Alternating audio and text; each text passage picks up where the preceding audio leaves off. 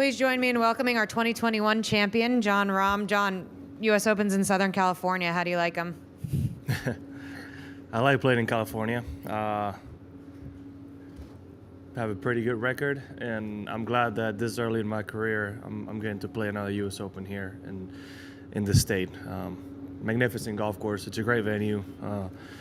Played a few years ago here, and the golf course has changed quite a bit since. Obviously, a little more difficult than it was 10 years ago, but still a great golf course, great design. Has the potential to be one of the best U.S. Opens we've seen. Talk a little bit more about the course and your kind of game plan this week. Hard to say a game plan. I mean, it is a U.S. Open, right? Fairways and greens, hopefully two-putt and move on. I think it's deceptively wide, right? Those fairways look bigger than they play. So you still need to strike it really well to the green to be able to give yourself some looks at birdie. It's, like I said, it's a design that I like. It's makes you think. It's very intricate green complexes. You got to play the angles a little bit, and if you miss, especially if you miss the greens, you're gonna find yourself in some interesting spots to get up and down, right? So it's got everything. It's got all the ingredients to be a great week. We're gonna open it up to questions. Dan? Jon, I know you tried to mostly not pay attention to the noise throughout this whole last couple of years. But with what happened last week, is there part of it that's almost a little bit freeing, knowing that player opinion just isn't really that important to the future? I'm not sure I know how to answer to that. I think to an extent they value player opinion. They've certainly heard us throughout the whole process and in some of the issues. But we're certainly in a spot in time where there's a big question mark, right? Where we don't have the answers we would like, so it's hard to say. On the right to Doug. Oh, sorry, to Jeff. Jon, you mentioned the golf course being different since the Pac-12s when you were here, the added length. So just can you kind of expand on that, and particularly the two par threes that are pretty long, how you like those and how you see yourself playing those? Well, Max Homa shot 9 under in this golf course. That's not happening right now. It's a big difference, right? I think we played 1, 2, 3, 4, 8, 9, 10, 11, 13, 16, 17, and 18. So we have 9 holes that we play from the up tees, a minimum that I can remember, right? We did play 7 once from the tee. We have set up to possibly play this way. I remember hitting a 3-wood into that green. So the length is obviously a big factor, right? 16, 17 played very, very different. 11 was, I remember hitting irons into the green. That is obviously a big, like I said, it's a big factor. I don't remember ever hitting more than like 8 or 7 iron into a par 4, no matter the wind. I remember hitting a 5-wood into the green on 14. Right, so it's just clearly a much different golf course. The rough wasn't as high as it is right now. You could actually afford to miss a fairway and have confidence that ball was going to be around the green area, not always on the green, right? So even though maybe still being Pac-12s and some of the best collegiate golfers in the world is not set up for a U.S. Open. So it's not like I can draw a lot of what I did that week into this week, right? The only thing I can say is that I have really good memories about it. And again, I enjoyed the design and I enjoyed the challenge back then. I think I'm going to as well this week. Obviously, the lengthy par threes are not new. We've certainly played longer par threes. The 8th hole at Oakmont was longer than this. I think 7 plays somewhat fair. I mean, I did hit a good 3-wood yesterday and didn't even carry the front edge of the green. 11 is a little trickier, right? I mean, everything rolls off that green, everything bounces away from that green except that little gap early on. So I don't know how many times we're going to play it on the back or not, but both extremely difficult holes. But I think at the same time they give you, right, you do have 15, was possibly going to be 80 yards, 6 where you can drive the green or hit a 4-iron layup to a wedge. one not being the most complicated par 5 we've seen in a U.S. Open. So I think there's a bit of a give and take. There's got to be a balance, and I don't think we're going to play every hole tipped out every day either. Stay on the right to Brentley. Speaking of 15, have you had a chance this week to kind of throw some balls up on that forward tee and hit that 78, 80-yard shot? And then what's the unique challenge to a hole that short for the world's best? I played it. I remember playing that hole 10 years ago and hitting a great shot, landing a foot from the hole and going long into the rough. I forget exactly the yardage, but it was a lob wedge for sure, and he was playing downwind, which is most likely what's going to play. Very rarely you're going to have a hole that short where the best players in the world are going to be thinking about going 20 feet long left to use that slope to at least hit the green, right? And that's something beautiful. That's a hole that gives you a lot to think about. And I wish we saw more of them like that. I haven't played it this week. I will play the back nine today and probably hit that shot. But it gives you options. I mean, you can try to be brave and hit the shot, or you can use that, front side of the mound on the green to give yourself a birdie look. Wouldn't be the easiest birdie look, but yeah, it's fun.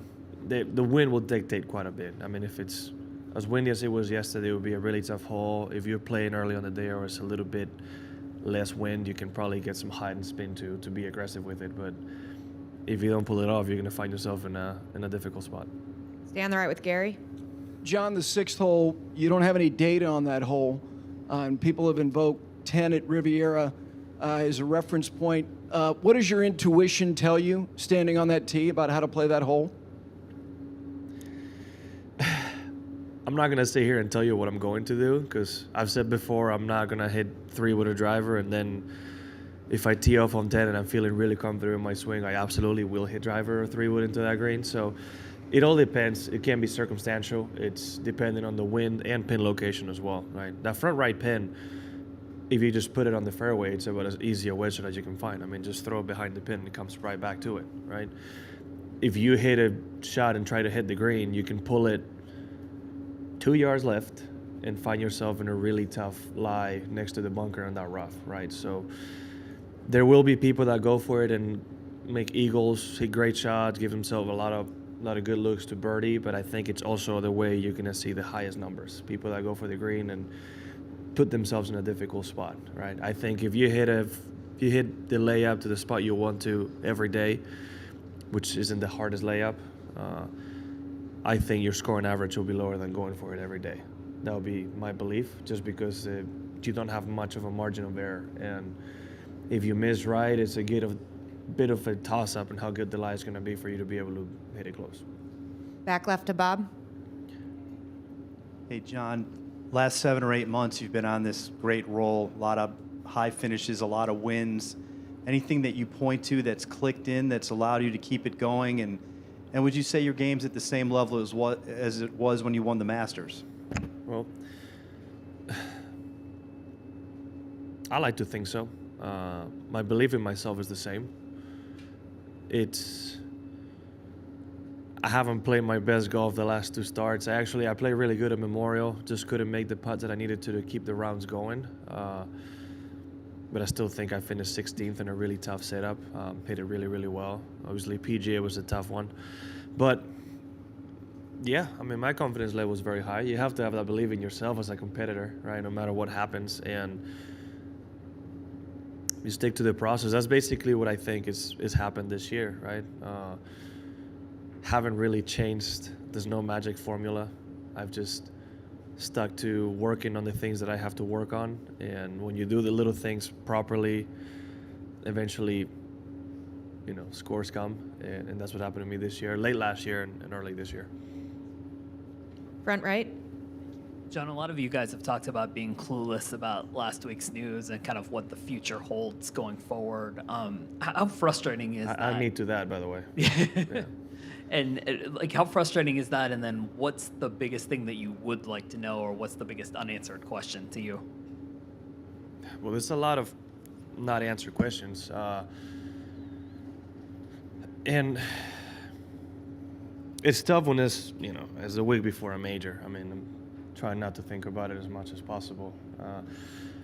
I think it gets to a point where you want to have faith in management, and I want to have faith that this is the best thing for all of us, but it's clear that that's not the consensus, right? I think the general feeling is that a lot of people feel a bit of betrayal from management.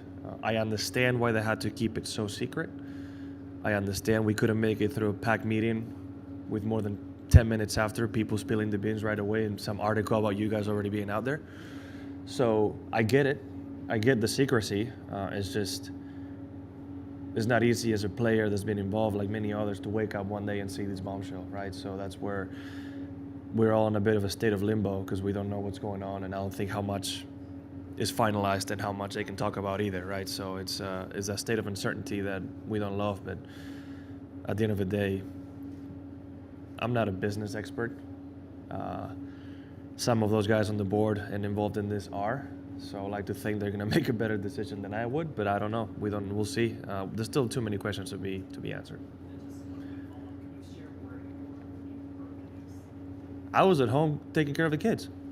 Yeah, no, I was just having my normal morning, making coffee and breakfast, and basically texts just started flowing in. I thought my phone was going to catch on fire at one point about so many questions that I just couldn't answer. Right? That's basically what it was. I think it was that day. At one point, I told Kelly, I'm just going to throw my phone in a drawer and not look at it for the next 4 hours because I can't deal with this anymore. We're going to take a few from the WebEx. You always seem to find some fuel prior to a major. Is the chance of becoming the first Spaniard to win the U.S. Open twice your fuel for this week, or do you have something else in mind? Well, given that I'm the only Spaniard to win this tournament, I am the only one who can do it twice. It's obviously, yeah, it is very motivational, right? If we go that route, you know, to keep adding to the Spanish list of major championships, it's a true honor, and it was an honor to give Spain number 10. It'll be an honor to give number 11, and if I can keep adding those that no player had previously won, is obviously an added motivation. But it's not like it's something I'm gonna be thinking about mid-tournament, right? Still a job to do, and that's what I'm here to do. But yeah, it's added motivation. And a follow-up here. Alejandro Del Rey is making his debut. Have you had a chance to speak with him? I've seen him a little bit, but I haven't been able to spend a lot of time with him. It's a big accomplishment to qualify, right? It's a big deal. It's not easy, but now you've given yourself the opportunity, and he's been playing really good golf in Europe, and this could be a kickstart to his career here in the U.S. If you can come out here and play golf the way I know he can play, he can give himself a massive opportunity to put himself out there to the world and learn as a player. Play good or bad, it would be a learning experience, right? It's really hard to get ready for a U.S. Open without having played one before. But he's given himself an opportunity that I hope he can take advantage of, because doing well in a major can take you long ways. Here to Luke on the left. Hi, John. When you're gearing up for a US Open this week, like, what are the top priorities that you want to make sure you get sorted out in your game right now? Everything. There's not really a part of your game in any major championship, let alone a US Open, that can really be in doubt, right? You're going to need to access every single aspect of your game to win a championship like this. So I think it becomes more of a mental factor, right? Not overdoing it at home. You can never really replicate US Open conditions. So I think it's just, like I said, doing the little things, right? Just making sure, following the checkpoint, the basics and the fundamentals of your game are in good shape, and just getting out here and playing. And by fundamentals of your game, you just mean, like, you know, making sure you're practicing your putting a certain way, making sure. No, I mean more basic than that. When I mean fundamentals, just making sure your alignment's proper, making sure your stance over the ball is as comfortable as you can be, making sure, again, alignment being a big one, just being the little things like that, ball position, this and that, to make sure when you get here to this week, you don't have to think about it too much. I know it sounds simple, but it's those little things that can make a difference. And we'll stay here with Doug and then back to Ann. John, there's been so much division in golf, which we all talk about, but there was another issue too that was people were kind of taking sides, and that's the rollback, or the proposed rollback of the golf ball. How do you think those discussions will be, or should be, going forward in the midst of this other stuff? I have no idea. Obviously, the USG and the R&A want to want to make a change to the ball to somehow protect the game, which is fine. If they think that's the best decision, so be it. I mean, it's funny to me because how many of the tee boxes on this golf course would become obsolete if they change the golf ball? At least half would be unusable for the next I don't know how many years. So, you know, they keep trying to protect from distance by adding distance to a golf course in a way where only long hitters are going to have a better chance to win, right? So it's, I don't know how else to really explain it. If they want to roll it back, then so be it. I don't really know what to say. I think they're only going to, let's say, affect the shorter hitters a little bit more. I don't think the top players in the world will change. I think you're going to have to go to forward tee boxes to be able to play some holes, and I don't think the scores would change that much, honestly. So I think it was the leading in distance, on tour distance and all drives in 2004 or the early 2000s, and last year was pretty much the same number to a tee. So I think as a general norm, we've become better athletes and more optimized to play this game. But I don't really know how to say. I mean, it's at the end of the day, it's their decision, and we're going to have to deal with whatever they decide. They're on a schedule right now. Do you think they should stick with the schedule as all this other stuff is going on? No one asked. I mean, they're not a part of it, right? So as long as they don't one day wake up and change it earlier, which I don't think the club manufacturers will be happy about.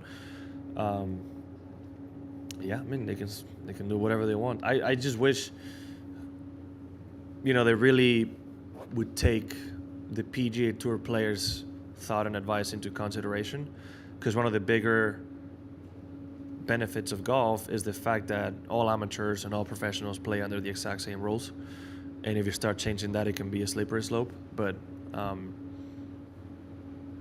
again, if that's what they think is going to be best for the game, it could be. I don't really know. Stay on the side with Ann. Hey, Jon. All the uncertainty, being in the state of limbo, as you described, how do you not allow that to affect your game? How do you stay focused on it? You said you turned off your phone when you first heard for a couple hours, but what else do you do just to focus on your game, particularly this week? The state, what I do, I mean, to be honest, I think a little bit in my case is perspective. No matter what happens, whether I agree with it or not, thanks to the PGA Tour, they give me a platform to play golf at the highest level. And after taking advantage of that possibility, I'm in a situation where my family and my kids won't have to struggle financially ever. And I don't know how many generations I can help if I do it properly. So I'm in a very high state of privilege in this world. I can do what I want. I can do what I love for a living. I have a blast every single day, even though I get mad on the golf course every once in a while. And when I start with that point of view, no matter what happens, I can only be thankful to what's going on. And if things change, things change. I mean, I'm just, I'll have to adapt to the situation. And, you know, if I have to make some decisions on what's going on forward, I'll have to make some decisions. But it's just not, at the end of the day, I'm extremely privileged, whether the PGA Tour and Live Golf align or not, or who plays and who hates who or who likes who. It doesn't really matter, right? I'm happy with where I am in my life. And every day in the morning when I look at my kids, I'm even more blessed in that sense. So it's an easy way to forget about what's going on when I look at it that way, right? I can see where I came from in Spain, especially every time I see my parents. I remember where we came from and where I'm at. And to be honest, all those possible issues seem like a very, very small issue compared to other things in the world. So yeah, I just consider myself very privileged and, if anything, thankful to be where I am. Two more, Adam, and then Dan. John, do you think the agreement that's been announced in the golf world gives hope to your desire that the best 12 players from Europe would be able to represent the Ryder Cup team regardless of PGA Tour or DP Tour? I have no idea. I have no idea. It's, again, we have no clue. The only thing I can say at this point is I have faith in Luke Donald, and I have faith that Luke is going to do the best and he's going to try to make the best decision for Team Europe, right? And that's all I can do. At the end of the day, he's the captain and I'm not, and it's his ship to steer. So I have faith in my captain, and I'm hoping, not hoping, I'm sure we're going to end up with the best team we can end up with. What's the one thing you do want to know? I don't really care, to be fair. I really don't care at this point. There's just too much is going on. I think like everybody, we just want some answers and basically know what the future looks like, and that's about it. I just want to know how it's going to look like, and that's about it. I don't really, like I said, I've gotten to the point where I don't care that much. Back right. It feels like a lot of past U.S. Open venues have been not a slog to play, but just death by a million bogeys.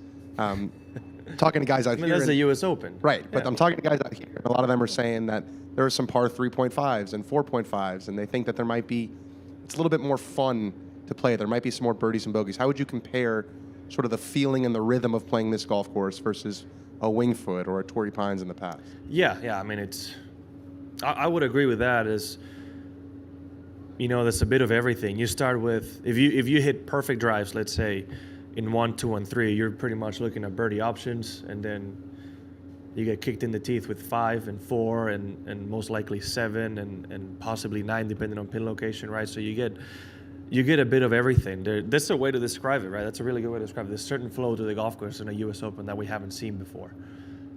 That I haven't. Maybe a course like Marion being a little shorter gives you a little bit of that, but this one definitely is a little bit different, right? You have par 4s where you're going to hit driver wedge every day if you hit the fairway, no matter the wind, and you have holes where like 13 are going to play very long no matter what. 17 is going to play long, 16 is going to play long, 11 and 17 are going to play very long, right? It gives a bit of everything, and it's fun. I mean, you have that diversity that you don't see. And yes, we have 2 really long par 4s, but we just mentioned we have one that absolutely maxed out. It's 135 yards, and that is if we're on the very edge of the tee box. And he plays downwind. So, again, yeah, I think it's a bit different, and it's fun. You will see a lot of birdies, and I think you also will see some high numbers come out of nowhere. It's a bit like you would see in Riv, right? You don't have out of bounds lurking everywhere. You don't have water hazards lurking everywhere. You just as the golf course as it is. You have the contours to deal with, and you see a bit of everything happen, right? You see birdies happen, you see bogeys happen. So I think it's going to be really fun for us, especially those guys that play away, obviously. And I think it's going to really be fun for these spectators to be able to see on TV because it's quite different to what we usually see. Thanks for your time, John. Good luck this week. Thank you.